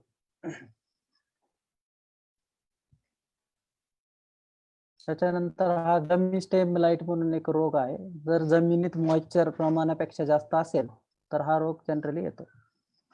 हे वेगवेगळ्या प्रकारचे व्हायरस आहेत. व्हायरसमुळे अशा प्रकारचं फळांमध्ये क्रॅकिंग येतं. हे निमॅटोड जे जमिनीत असतो त्यामुळे अशा प्रकारचं नुकसान होतं ह्या पिकात. सोल्युशन्स काय आहेत की रेजिस्टन्स किंवा टॉलरंट व्हरायटी ह्या वेगळ्या वेगळ्या डिसिजेसला. त्याच्यानंतर प्रिव्हेंटिव्ह मेजर्स जे काय आहेत ते घ्यायला पाहिजेत. ॲग्रोनॉमिकल आपल्या ज्या प्रॅक्टिस आहेत त्या बदलायला पाहिजेत. केमिकल जे आहेत ते प्रिव्हेंटिव्ह घ्यायला पाहिजेत, प्रिव्हेंटिव्ह क्युरेटिव्ह दोन्ही. आणि ग्राफ्टिंग एक नवीन पद्धत आहे की ज्याने हे कमी करू शकतो. आता मेनस्ट्रीम वर्सेस रिजनरेटिव्ह ॲग्रिकल्चर. मी जे म्हणालो की मला प्लांट प्रोटेक्शन बद्दल जास्त बोलायचं नाही, त्याचं कारण एक हे आहे की आम्ही गेले 2 वर्ष झालं आमच्या रिसर्च स्टेशनवर खूप वेगळ्या प्रकारचे प्रयोग करतोय. कारण मागच्या 15-20 वर्षापूर्वी ज्यावेळेस केमिकल खतं, रासायनिक खतं आणि हे सगळे औषधं ज्यावेळेस आले त्यावेळेस आपल्या जमिनीच्या क्वालिटी खूप चांगल्या होत्या भारतात. जमिनीत कार्बनचं कंटेंट खूप चांगलं होतं, जमिनीत न्यूट्रिएंट बॅलन्स व्यवस्थित होता, मायक्रोबायोलॉजी चांगली होती जमिनीत. त्यामुळे आपण हे थोड्या प्रमाणात दिलं तर त्याचा रिझल्ट दिसायचा आपल्याला. आणि मग तो रिझल्ट दिसतोय म्हणून आपण त्याचा वापर इतका जास्त प्रमाणात वाढवत गेलो, की त्याला काही मर्यादाच उरली नाही. अगदी ते आपल्या फळांमध्ये, भाज्यामधनं, धान्यामधनं येऊन माणसांच्या रक्तापर्यंत गेलं आणि कॅन्सर सारखे रोग वर आले. तर हे इतकं प्रमाण वाढलंय आणि जमिनी सगळ्या आपल्या आजारी झालेल्या आहेत. जमिनीत आज कार्बन नाहीये, न्यूट्रिएंट इम्बॅलन्स झालेलं आहे, मायक्रोबायोलॉजी तर पूर्णपणे नष्ट झालेली आहे. तर आम्ही हे सगळं लक्षात घेऊन ह्याच्यावर बरेचसे वेगळे प्रयोग आमचे चालू आहेत.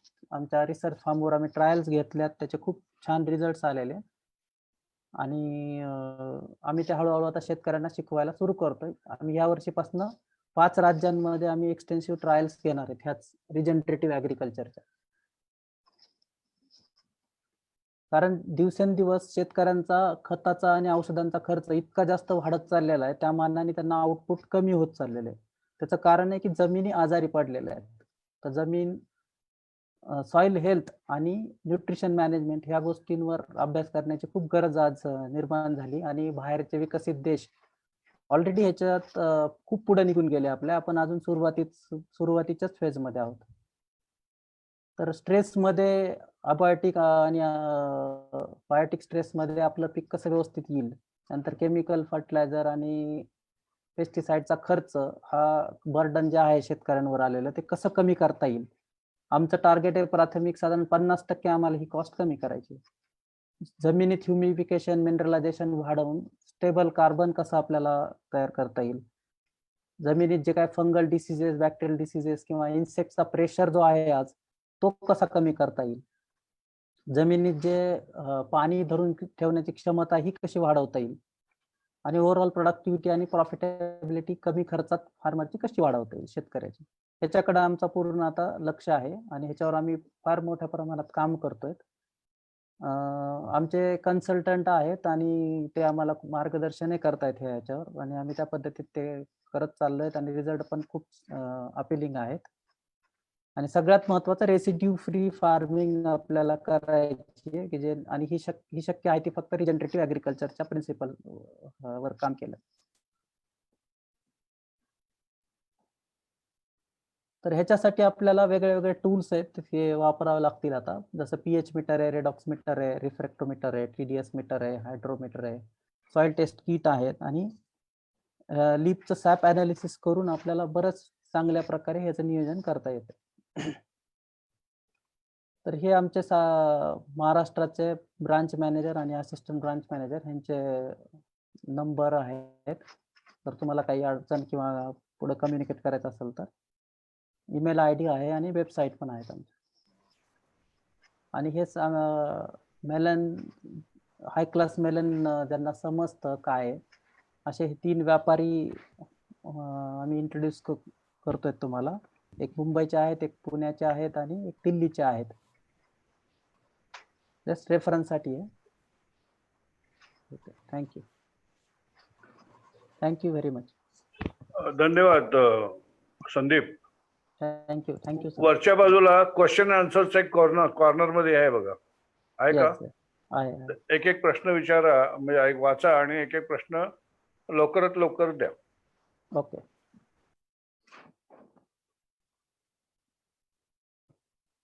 कधी लावू शकतो खरबूज पीक? तर ह्याचं उत्तर आहे की मी जसं की तुम्ही जशी नवीन टेक्नॉलॉजी किंवा वेगवेगळ्या पद्धती जर अवलंबन केला त्याचं तर तुम्ही हे कधीही लावू शकता. ती पावसाळ्यात लावू शकता, थंडीत लावू शकता. पण आयडियल पिरियड जर म्हणलं तुम्ही तर मी सांगेल मिड ऑगस्ट टू सप्टेंबर आणि जानेवारी, फेब्रुवारी, मार्च ह्याच्यात अगदी ते नॉर्मली येतं. फार जास्त काळजी घ्यावी लागत नाही. पण ह्याच्या व्यतिरिक्त तुम्हाला जर करायचं असेल तर तुम्हाला वेगळ्या ह्या इंट्रोड्यूस केलेल्या पद्धतीचं अवलंब करून हे तुम्ही पीक घेऊ शकता. दुसरा प्रश्न आहे टरबूज, खरबूज या पिकासाठी मुरमाड हलकी जमीन चालेल का? हो, निश्चित चालेल. फक्त तुम्हाला अशा ठिकाणी कंपोस्ट जे आहे डिकम्पोज कंपोस्ट हे जास्त द्यावं लागेल, कारण अशा ठिकाणी जमिनीत पाणी धरून ठेवण्याची क्षमता कमी असते. त्यामुळे आपल्याला तिथे थोडंसं कंपोस्टचा वापर जास्त केला पाहिजे आणि पाण्याचं नियोजन व्यवस्थित केलं पाहिजे. त्यानंतर प्रुनिंग कशी करायची? प्रुनिंग मी ऑलरेडी 2 पद्धती आज इंट्रोड्यूस केल्या, की साधारण त्याच्या नको असणाऱ्या फांद्या, फळं हे सगळे काढून टाकायचे आणि जे पाहिजे तेच ठेवायचं, जेणेकरून क्वालिटी जी आहे ती फळाची आपल्याला जी पाहिजे ते मिळते. त्यानंतर लागवड नोव्हेंबर महिन्यात केली तर चालेल का?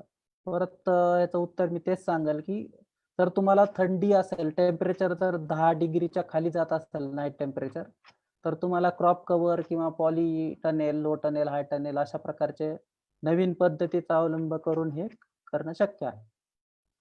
सप्टेंबरमध्ये लागवड करता येईल का?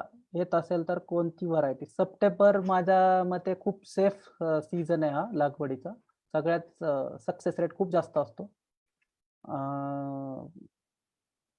महाराष्ट्रात तरी आमच्या अनुभवाप्रमाणे सप्टेंबर हा चांगला हे आहे, पण तरी काही ठिकाणी कसं आहे की उत्तर मान्सून जे येतात, रिटर्न मान्सून, ते थोडंसं लक्षात घेऊन त्या पद्धतीत वेगळ्या प्रकारच्या ह्या दाखवलेल्या पद्धतीचा अवलंब करावा जिथं रिटर्न मान्सून आहेत तिथं. नाहीतर सप्टेंबरमध्ये खूप चांगलं येतं हे पीक. अहमदनगर विभागात ह्या पिकाबद्दल व्यवस्थापन कसे करावे याबाबत माहिती. प्रश्न अहमदनगरचा किंवा असा नाहीये. ह्याच्यासाठी आपली जमीन कशी आहे, तुम्ही कधी लावताय आणि त्याचं तापमान, नाईट टेम्परेचर जे असतं रात्रीचं ते 10च्या खाली जायला नकोय त्या पिकासाठी.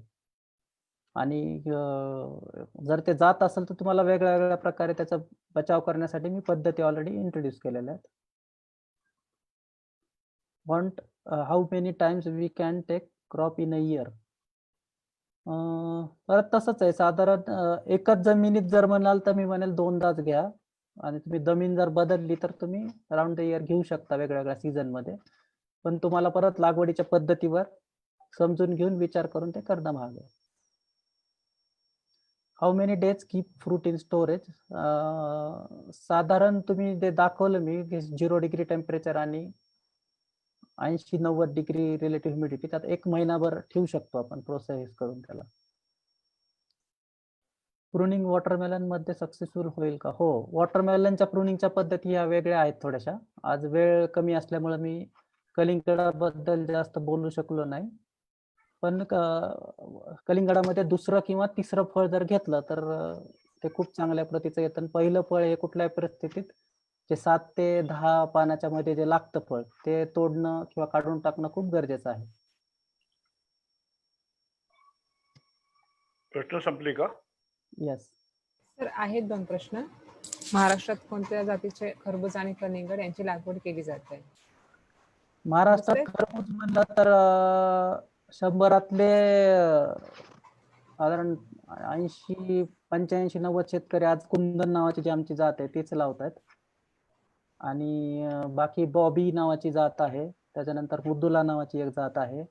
आता आम्ही रिसेंटली एक स्वाती नावाची हिरव्या गराची जात रिलीज केली, ती पण खूप चांगल्या प्रकारे आता त्याचा रिस्पॉन्स आहे. अशा वेगळ्या वेगळ्या प्रकारच्या जाती आहेत. कोहिनूर नावाची येलो कॅनरीची जात आहे. अजून क्वेश्चन? हां. प्रुनिंग डिटेल्स कुठे मिळतील? मी जे नंबर दिलेत तुम्ही त्यावर कम्युनिकेट करा, किंवा आमचा उरळी कांचनला फॉर्म आहे, तुम्ही परवानगी घेऊन कधी फॉर्मला व्हिजिट करा. पूर्णपणे तुम्हाला माहिती दिली जाईल. Can we type of crop we can take into a crop land? Which is the most profitable for us? Can we type of crop? मला प्रश्न नाही लक्षात आला. तो जर रिलेव्हंट नसेल तर सोडून द्या. ठीक आहे, काही हरकत ओके. नाही. हां. ओके. एनिवे, धन्यवाद संदीप. Thank you, सुंदर sir. सुंदर कमी वेळामध्ये सुंदर माहिती दिलेली आहे. आणि तुम्हाला वेगळं कलिंगडावरती सुद्धा प्रेझेंटेशन करता येईल का? हो, करता येईल. तर मग आम्ही तुम्हाला कलिंगडासाठी वेगळं आमंत्रण देऊ. आणि आजच्या या वेबिनारला तुम्ही उत्साहाने भाग घेतल्याबद्दल आणि मार्गदर्शन सोप्या भाषेत केल्याबद्दल मी किसान परिवार मार्फत आणि आमच्या कृषीबोध परिवार मार्फत धन्यवाद देतो. धन्यवाद. सर माझी एक रिक्वेस्ट होती की आम्ही सॉइल हेल्थ आणि न्यूट्रिशन वर जे काही काम करतोय कलिंगड, खरबूज आणि पपईसाठी, तर त्यावर सुद्धा आपण एखादा वेबिनार घेतला तर, कारण हे खूप गरजेचं आहे आणि शेतकऱ्यांना खूप काय म्हणतात त्याला, कामाचं एक नॉलेज आहे हे. तर त्याच्यावर पण आपण एक करू शकतो, तुमची जर परवानगी असेल तर. ठीक आहे, आपण वेगळं त्याच्याबद्दल बोलूया. धन्यवाद. चालेल चालेल. Okay, thank you.